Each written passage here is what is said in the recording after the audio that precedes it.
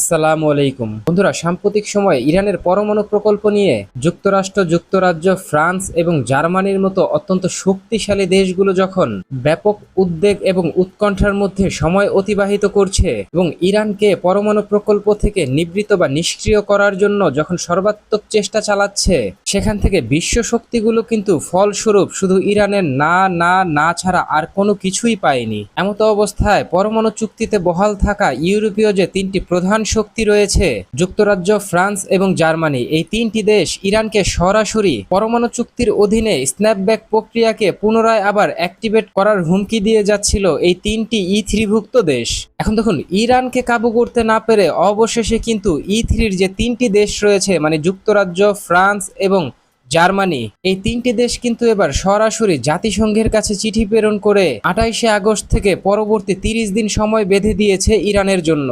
এবং এই সময়ের মধ্যে ধীরে ধীরে স্ন্যাপব্যাক প্রক্রিয়ার অধীনে পূর্বে 2015 সালে যতগুলো নিষেধাজ্ঞা উত্তোলন করা হয়েছিল ইরানের উপর থেকে, তা আবার পুনরায় ধাপে ধাপে আইনি কাঠামোতে ইরানের উপর বহাল করার জন্য জাতিসংঘের কাছে অনুরোধ করেছে।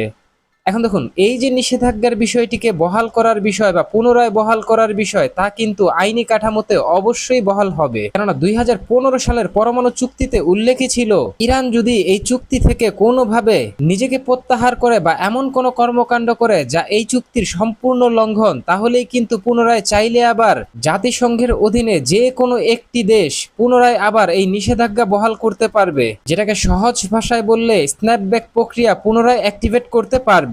আর তারই অধীনে কিন্তু গত 28শে আগস্ট ইরানের অধীনে স্ন্যাপব্যাক প্রক্রিয়ার প্রথম ধাপ কিন্তু সম্পূর্ণ করেছে E3ভুক্ত তিনটি দেশ। এবং আগামী পরবর্তী 30 দিনের মধ্যে E3ভুক্ত দেশগুলো যেই স্ন্যাপব্যাক প্রক্রিয়া অ্যাক্টিভেট করেছে, তার অধীনে আজ থেকে 10 বছর আগে ইরানের উপর যে ধরনের নিষেধাজ্ঞাগুলো ছিল, তা কিন্তু আরো কঠোরভাবে ফিরে আসবে। এটা কিন্তু শতভাগ নিশ্চিত। বন্ধুরা, অত্যন্ত স্পর্শকাতর এই বিষয়টিকে কেন্দ্র করে ইরানি পররাষ্ট্রমন্ত্রী মিস্টার আগারচি ইউরোপীয় ইউনিয়নের প্রধানের কাছে একটি চিঠির মাধ্যমে সরাসরি জানিয়ে দিয়েছে, সরাসরি আন্তর্জাতিক আইন অমান্য করে যুক্তরাষ্ট্র যেহেতু ইরানের অভ্যন্তরে ইরানি পরমাণু কেন্দ্রগুলোতে ভয়াবহ বিমান হামলা পরিচালনা করে পরমাণু কেন্দ্রগুলোর ব্যাপক ক্ষয়ক্ষতি করেছে, তখন কেন ইউরোপীয় ইউনিয়নের এই E3ভুক্ত দেশগুলো যুক্তরাষ্ট্রের বিরুদ্ধে সরাসরি কোনো বড় ধরনের অ্যাকশন নিতে পারল না? অত্যন্ত স্পর্শকাতর এই বিষয়টিকে কেন্দ্র করে মিস্টার আগারচি তিনি তার চিঠিতে উল্লেখ করেন, E3ভুক্ত তিনটি দেশের কোনো এখতিয়ার নেই ইরানের উপর আবার পুনরায় স্ন্যাপব্যাক প্রক্রিয়া অ্যাক্টিভেট করার। এখন দেখুন, ইরানের এই যে শক্ত অবস্থান, এই অবস্থানকে কিন্তু সরাসরি সমর্থন করেছে রাশিয়া এবং চীন। তবে মিস্টার আগারচি তিনি তার চিঠিতে এটাও উল্লেখ করেছেন, পারস্পরিক সহযোগিতার ভিত্তিতে সদিচ্ছা থাকলে ভারসাম্যপূর্ণ খুব ভালো একটি চুক্তি করতে ইরান কিন্তু অবশ্যই আগ্রহী। ইরান শান্তিপূর্ণ পরমাণু কর্মসূচি নিয়ে কাজ করতে আগ্রহী বিশ্ব শক্তিগুলোর সাথে।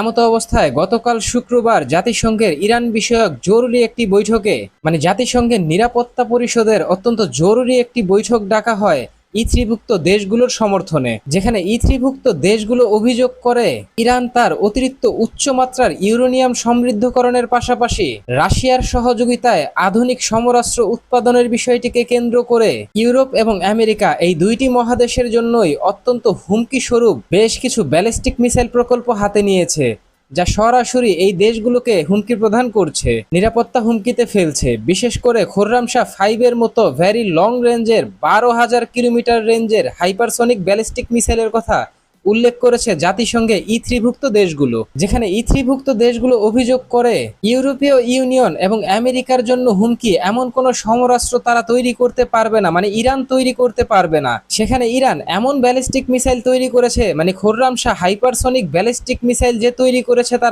তার রেঞ্জ কিন্তু প্রায় 12,000 কিলোমিটার এবং এই মিসাইলের সর্বোচ্চ গতি ঘন্টায় প্রায় 20,000 কিলোমিটার।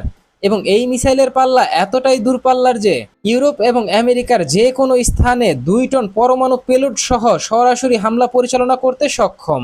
বন্ধুরা, অত্যন্ত স্পর্শকাতর এই বিষয়টিকে কেন্দ্র করে এই জায়গায় বলে রাখা ভালো, মুসলিম বিশ্বের প্রথম পারমাণবিক শক্তিধর দেশ পাকিস্তানের কাছে পরমাণু অস্ত্র থাকলেও পাকিস্তানের কাছে এমন কোনো ব্যালিস্টিক মিসাইল নেই যা একটি পরমাণু ওয়ারহেডকে এত দূরত্ব নিয়ে যেতে পারবে, যেটা সরাসরি ইউরোপ বা আমেরিকার জন্য হুমকি তৈরি করবে। তাই পাকিস্তানের বিষয়টি ছিল একদমই ভিন্ন। তবে ইরান যেখানে রাশিয়ার সহযোগিতায় এই ধরনের হুমকি স্বরূপ ব্যালিস্টিক মিসাইল তৈরি করছে, মানে হাইপারসনিক ব্যালিস্টিক মিসাইল তৈরি করছে, ইরানকে অবশ্যই এই ধরনের প্রকল্প থেকে সরে আসতে হবে। এটা হচ্ছে ইউরোপীয় ইউনিয়নের দাবি, ইথ্রিভুক্ত দেশগুলোর দাবি, যুক্তরাষ্ট্রের দাবি।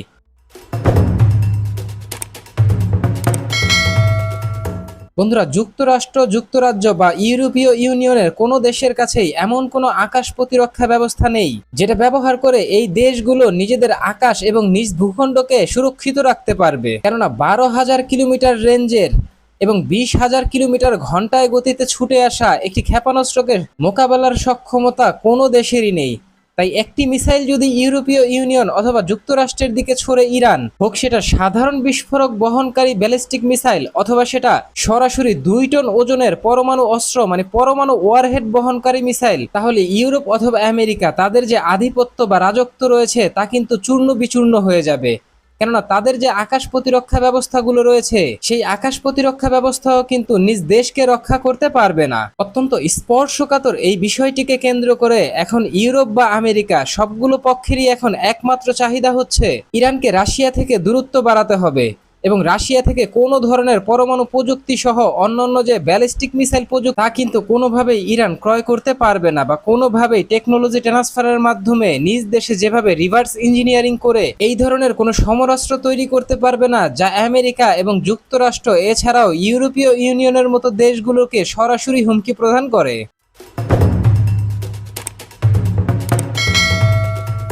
বন্ধুরা, গতকাল শুক্রবার যুক্তরাষ্ট্রের জাতিসংঘে নিযুক্ত রাষ্ট্রদূত এছাড়াও সরাসরি যুক্তরাষ্ট্রের যে পররাষ্ট্রমন্ত্রী রয়েছেন মার্ক রুবিও, তারা দুজনেই কিন্তু তাদের ভিন্ন ভিন্ন দুইটি স্টেটমেন্টে একই কথা বলেছেন। তারা ইরানের উদ্দেশ্যে বলে, ইরান যদি এই ধরনের আত্মঘাতী সমরাস্ত্র তৈরি করা থেকে পিছিয়ে আসে এবং পরমাণু প্রকল্পের সকল তথ্য এবং সকল কিছু যদি পুনরায় আবার আন্তর্জাতিক আণবিক সংস্থা মানে পরমাণু সংস্থার সাথে শেয়ার করে এবং তারা যদি এইটারও নিশ্চয়তা দেয় তারা ভবিষ্যতে আর কোনো বড় ধরনের কোনো অস্ত্র তৈরি করবে না, বিশেষ করে এই ধরনের লং রেঞ্জের কোনো অস্ত্র তৈরি করবে না যা ইউরোপ এবং আমেরিকার জন্য সরাসরি হুমকি তৈরি করে। যুক্তরাষ্ট্রের পররাষ্ট্রমন্ত্রী তিনি তার স্টেটমেন্টে এটাও নিশ্চিত করেন, ন্যায্যতা এবং ন্যায়ের ভিত্তিতে আমরা ইরানকে নতুন করে একটি চুক্তি করার জন্য সুযোগ দিতে চাই, তবে এই ক্ষেত্রে ইরানকে সমস্ত শর্ত পূরণ করতে হবে এবং ইরানের সদিচ্ছা থাকতে হবে একটি ভালো একটি চুক্তি করার জন্য। এছাড়াও তিনি তার বক্তব্যে এটাও বলেন, ইরান যদি পরবর্তী 30 দিনের মধ্যে আলোচনায় রাজি হয় তাহলে ই3ভুক্ত যে 3টি দেশ রয়েছে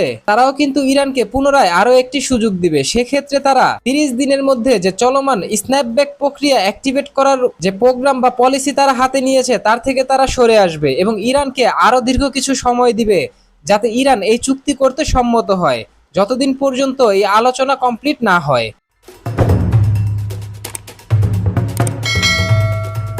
এখন দেখুন, একদিকে যখন জাতিসংঘের নিরাপত্তা পরিষদের মিটিং চলছে, অপরদিকে কিন্তু ইরানের পক্ষ থেকে ইরানি পার্লামেন্টেও কিন্তু নতুন করে একটি খসড়া বিল পাশ করার জন্য জরুরি ভিত্তিতে সভার আয়োজন করেছে ইরানি আইন প্রণেতারা। বন্ধুরা, ইরানের পক্ষ থেকে আন্তর্জাতিক পরমাণু সংস্থার সাথে সকল ধরনের চুক্তি ছিন্ন করার বিষয়টিকে কেন্দ্র করে, মানে এনপিটি চুক্তি থেকে ইরান যে বেরিয়ে যাবে এই বিষয়টিকে কেন্দ্র করে একটি খসড়া বিল পার্লামেন্টে জমা দেওয়া হয়েছে এবং ইরানি পার্লামেন্টের পক্ষ থেকে নিশ্চিত করা হয়েছে আগামী 1 সপ্তাহের মধ্যে ভোটের মাধ্যমে নিশ্চিত করা হবে ইরান কি পরমাণু সংস্থার সাথে সম্পূর্ণভাবে সকল ধরনের চুক্তি থেকে বেরিয়ে আসবে কিনা। অত্যন্ত স্পর্শকাতর এই বিষয়টিকে কেন্দ্র করে ইরানের পার্লামেন্টের যে সদস্যরা রয়েছেন তাদের মধ্যে রয়েছে কিন্তু মিশ্র প্রতিক্রিয়া। মধ্যপন্থী যারা আছেন তারা চাইছেন ইউরোপ এবং আমেরিকার সাথে সমঝোতার ভিত্তিতে সকল ধরনের চুক্তি করা উচিত ইরানের। সেক্ষেত্রে যদি ইরানকে উচ্চমাত্রার ইউরেনিয়াম সমৃদ্ধকরণ বা পরমাণু যে প্রকল্প এগিয়ে নেওয়ার বিষয়টি আছে সেটা থেকেও যদি সরে আসতে হয় তাতেও কিন্তু তারা রাজি আছেন। পাশাপাশি তারা কিন্তু ইরানের যে ব্যালিস্টিক মিসাইল প্রকল্পগুলো আছে সেখান থেকেও সরে আসতে রাজি আছেন। বন্ধুরা, অত্যন্ত স্পর্শকাতর এই বিষয়টিকে কেন্দ্র করে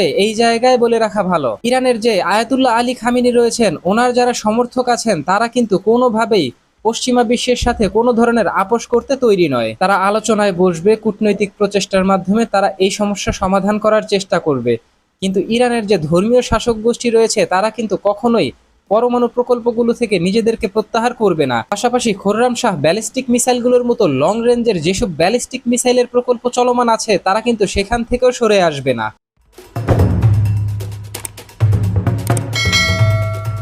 তো বন্ধুরা, জাতিসংঘের নিরাপত্তা পরিষদের বৈঠক ডেকে সেখানে ইরানের উপর ব্যাপক নিষেধাজ্ঞা আরোপ করা, এছাড়াও পরমাণু প্রকল্প থেকে নিজেদেরকে প্রত্যাহার করা এবং খোররামশাহ 5 এর মতো ব্যালিস্টিক মিসাইল প্রকল্পগুলো পুরোপুরি বন্ধ করে দেয়া, অথবা নিরাপত্তা পরিষদের বৈঠকে আইন করে ইরানের উপর সরাসরি সামরিক অভিযান পরিচালনা করার বিষয়টিকে কেন্দ্র করে আপনি কি ভাবছেন? এবং ইরানের সংস্কারপন্থীরা আমেরিকার সাথে সমঝোতা করতে তৈরি, প্রয়োজনে তারা পরমাণু প্রকল্প এবং ব্যালিস্টিক মিসাইল প্রকল্প থেকে বেরিয়ে আসতে চাচ্ছে, কিন্তু তার বিপরীতে আয়াতুল্লাহ আলী খমেনির যে সমর্থক রয়েছেন তারা যেভাবে পরমাণু প্রকল্প থেকে বের নেওয়া হয়ে আসা এবং নিজেদের ব্যালিস্টিক মিসাইল সহ অন্যান্য আধুনিক সমরাস্ত্রগুলোকে আধুনিকায়ন করার বিষয়টিকে কেন্দ্র করে কোনো আপোষ করবে না ইরান।